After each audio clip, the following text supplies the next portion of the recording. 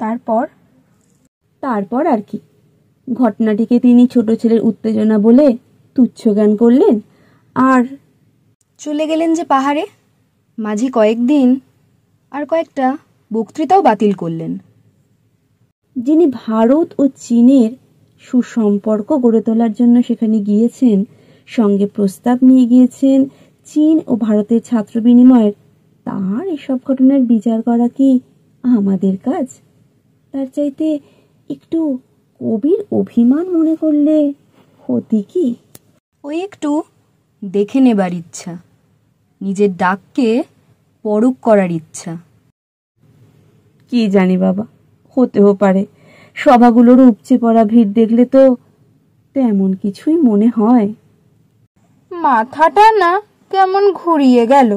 সংবর্ধনা, বিরোধিতা, ভিড়, উপচে পড়া, ওরে বাবারে, তিনি কি বিশাল! বিশাল তা হবেন না। আমরা যেখানে থেমে যাই সেখানে তিনি বলেন, এসো এসো দুঃখ জালো শিখা, দাও ভালে অগ্নিময়ী টিকা। এসো এসো দুঃখ জালো শিখা, দাও ভালে অগ্নিময়ী টিকা।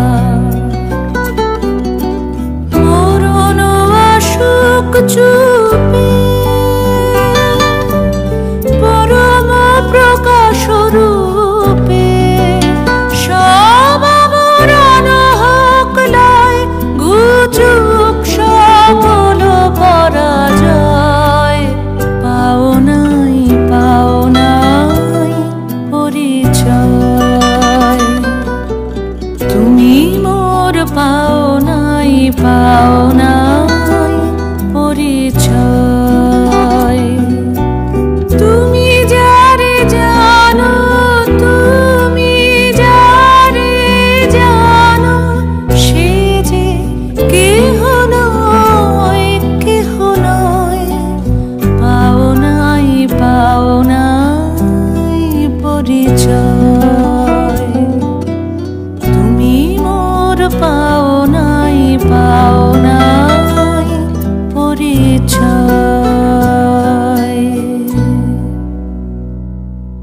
যে বিরোধিতা সেদিন হয়েছিল তার যোগ্য উত্তর তিনি সভায় দিলেন ঠিকই, কিন্তু পাশাপাশি দুঃখ পেলেন আর ভাবতে লাগলেন, কেন এই বিরোধিতা? কিছু কি আছে বাকি? দুঃখ পেলেন? কি দেখে মনে হয়? পেইচিং ছেড়ে যাওয়ার সময় একজনের প্রশ্নের উত্তরে তিনি জানাচ্ছেন, চীনে আমার একখণ্ড হৃদয় ছাড়া আর কিছু ফেলে যায়নি। আমরা কোথায় আমাদের মনটাকে ফেলে আসি বলতো? অনেক ভালো লাগার মধ্যেও কিছু খারাপ কথায় যেমন আমাদের মনটা খারাপ হয়ে যায়, তেমন কিছু। জানিস ওদের কি বলতেন? নাতি নাতনি। খারাপ তো লাগবেই। পরকে ভাবে সহজ সম্পর্কে আপন করে নেওয়ার ক্ষমতা। কবি বলতেন, সেগুণ আমাদের ভারতের, আমাদের দেশের, যা তার মধ্যে দেখা যায়। আমাদের ভালো মন্দের সঙ্গে মিশিয়ে কখন যে তিনি আপন হয়ে ওঠেন, আমরা কি আজও তা বুঝতে পারি? আর এখানেই তিনি আমাদের একজন, অনেক দূরে মঞ্চের কোনো দার্শনিক নন। এভাবেই যদি সবাই সবাইকে আপন করে নিতে পারত, তবে আমি আরো কত সুন্দর হতাম, তাই না? বিরোধিতা নিয়েও ভাবলেন। আর আমরা? যদি বিরোধীদের কথা বলিস, তবে সে দলে ছিল কুয়ো ডো মোর মতো রবীন্দ্রনাথকে একসময় আত্মার গুরু মানার মতো ব্যক্তি। যাক, বিরোধিতার চরিত্র সম্পূর্ণ অন্য ছিল। রবীন্দ্রনাথ এর আগে যখন নানা দেশে গিয়েছেন, সম্মান পেয়েছেন, বিরোধিতাও। কিন্তু চীন একমাত্র দেশ যেখানে রবীন্দ্রনাথ সম্বন্ধে একটা সঙ্গবদ্ধ প্রতিক্রিয়া দেখা যায়। আসলে কি জানিস, প্রত্যেক মতবাদেই থাকে কিছু গোঁড়া দিক, কিন্তু তার বড় কিছু থাকে যা কবির চোখ এড়িয়ে যায়নি। এভাবে নিজেকে প্রশ্ন করতে করতেই মানুষ অমৃতের দিকে যাত্রা করে। হয়তো চীনে দেওয়া নানা ভাষণে তিনি তার সারা জীবন আধুনিক হয়ে থাকার কথা বলেছেন। কবি সেই আধুনিক হতে চেয়েছেন যেখানে মানুষের চৈতন্য, তার চেতনা প্রকাশ পায়। রবীন্দ্র জীবনীকার বলছেন, রাশিয়ায় যাওয়ার জন্য তিনি নিজে সাক্ষাৎকার চেয়েছিলেন। তার কারণ হয়তো তিনি চাইছিলেন চীনের ছাত্র যুবরা সোভিয়েত রাশিয়ার কোন বৈশিষ্ট্যের প্রতি এমন অন্ধ আগ্রহে তার দিকে ছুটে চলেছে সেই ব্যাপারটি বুঝে নিতে। রাশিয়ার সরকারি প্রতিনিধি লিও কারাখান কথা দেন তিনি চেষ্টা করবেন যাতে পরের বছর রবীন্দ্রনাথ রাশিয়ায় যেতে পারেন, কিন্তু সেটা হয়ে ওঠেনি। তিনি রাশিয়ায় গিয়েছিলেন 1930 খ্রিস্টাব্দে। গিয়েই আশ্চর্য, যা তিনি শ্রীনিকেতনে করতে চাইছেন এরা সব দেশটা জুড়ে তাই করে রেখেছে, একেবারে গোড়া থেকে জাগিয়ে তুলেছে।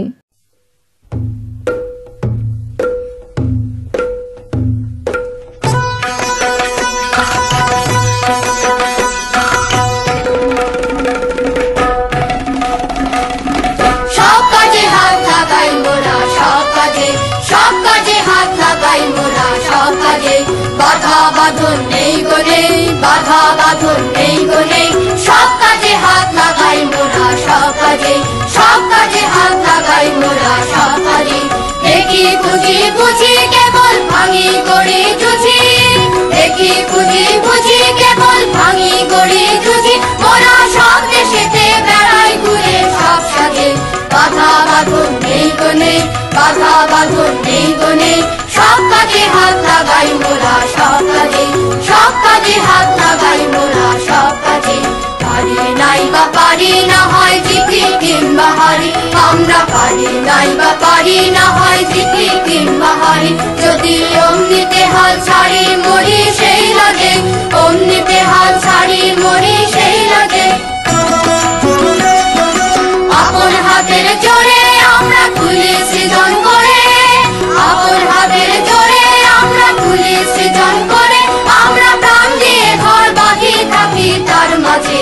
বাধা বাঁধন নেই গো নেই, বাধা বাঁধন নেই গো নেই, সব কাজে হাত লাগাই মোরা, সব কাজে হাত লাগাই মোরা, সব কাজে। কোনো মতবাদকে সমর্থন করছেন তিনি? না, তার ধর্ম একটাই, কবির মতবাদ একটাই, মানবতাবাদ। এই সত্যকে আঁকড়ে ধরেই তিনি রবীন্দ্রনাথ, মানবতার প্রতীক রবীন্দ্রনাথ।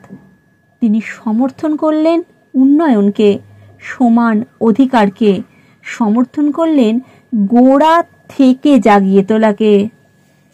জাগিয়ে তোলা সেটা কি জিনিস? চিনিস না? আমরা যখন ঘুমিয়ে স্বপ্ন দেখি কি সুন্দর লাগে, তখনও আমরা জেগে থাকি, আর যখন সূর্যের আলোয় ভোর হয় তখন আমরা জেগে উঠি। এটাকেই বলে গোড়া থেকে জাগিয়ে তোলা। আর চীন যাত্রা, দুদিকেরই কিছু প্রত্যাশা ছিল। ধরিনু চীনের নাম, পড়িনু চীনের বেশবাস, একথা বুঝিনু মনে, সেখানেই বন্ধু পাই, সেখানেই নবজন্ম ঘটে, আনে সে প্রাণের পূর্ণতা। একেবারে সোজা চলে যাই বিশ্বভারতী। 1937 সালের 15 এপ্রিল ঘটছে চীনা ভবনের দ্বার উদ্ঘাটন। ভারতের মাটিতে বীজের ফল, চীন ও ভারতের ছাত্র বিনিময়ের শুরু। কবি বলছেন, আমার সেই আমন্ত্রণের ফল আজ দেখিতেছি। সেই মুহূর্তেও আক্রান্ত সভ্যতা এবং আক্রান্ত দেশের জন্য তিনি বলে চলেছেন, আমরা কি এই কথা বুঝিতে আরম্ভ করি নাই যে কেবল ডাকাতের দলই আজ জাগ্রত। কিন্তু আমি নৈরাশ্যগ্রস্ত নহি। প্রভাতের আলো যখন ফোটে নাই, তখন যেমন পাখির কণ্ঠস্বরে অনাগত উষার বন্দনা গান ধ্বনিত হয়, তেমনি আমাদিগকে নবযুগকে অভ্যর্থনার জন্য প্রস্তুত হইতে হইবে। আমি যেন সেই বিশ্ববিদ্যালয়ের ব্যালকনি থেকে ভিড়ের চাপে ঝুঁকে পড়েছি। তিনি বলছেন, মাই ইয়াং প্রিন্স, মানুষের আত্মশক্তিকে ঘোষণা করো, দেখাও যে মানুষের যে শক্তি তা মেশিন গানে নেই, তা চাতুর্যে নেই, তা আছে সহজ বিশ্বাসে।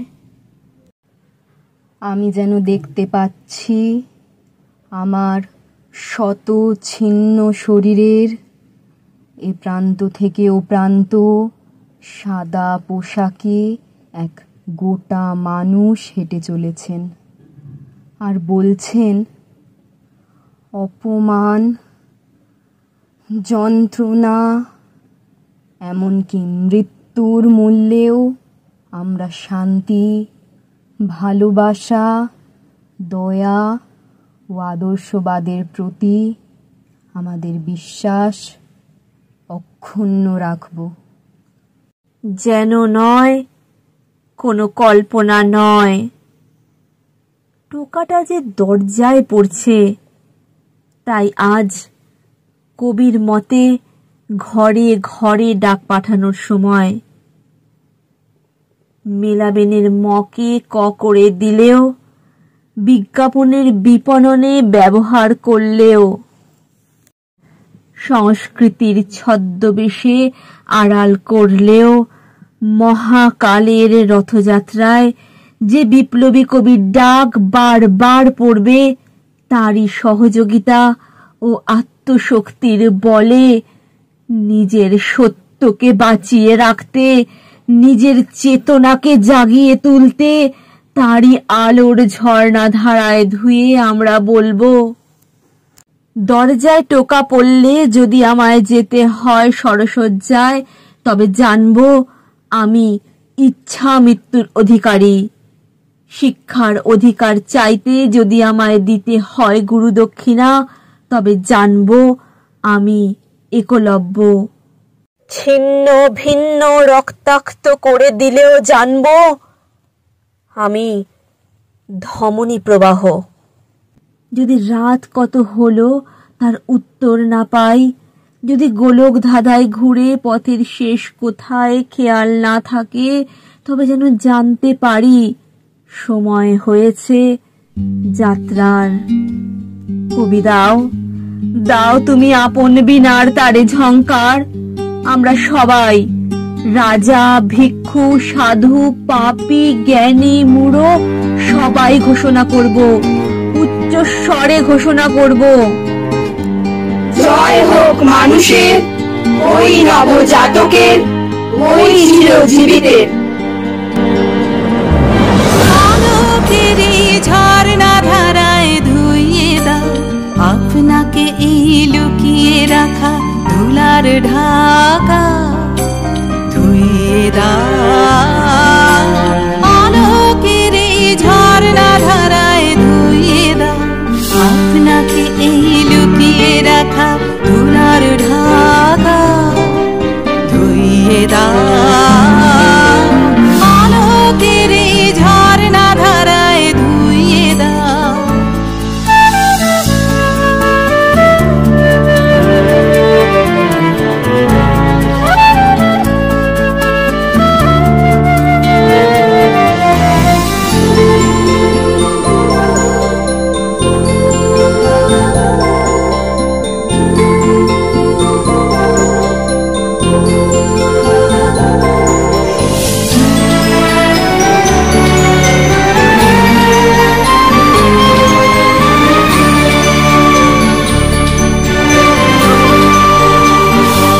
যে জন আমার মাঝে জড়িয়ে আছে ঘুমের জালে, আজ এই সকালে ধীরে ধীরে তার কপালে। যে জন আমার মাঝে জড়িয়ে আছে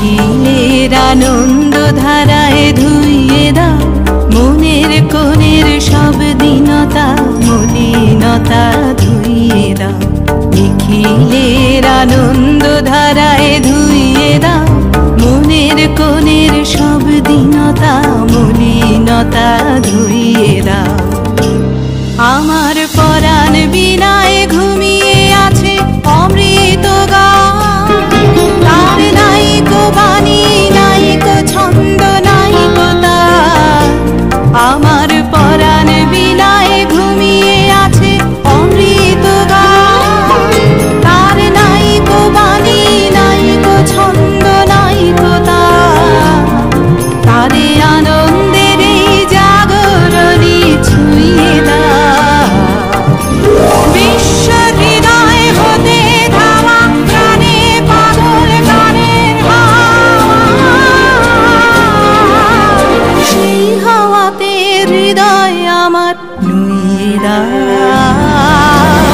আলোকের এই ঝর্ণা ধারায় ধুইয়ে দাও আপনাকে এই লুকিয়ে রাখা ধুলার ঢাকা ধুইয়ে দাও আলোকের এই ঝর্ণা ধারায় ধুইয়ে দাও। চেতনার প্রকাশে আসুক আধুনিকতা, ঘটুক নবজন্ম।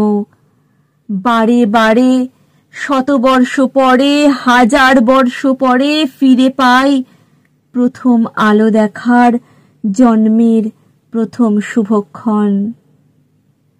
নমস্কার।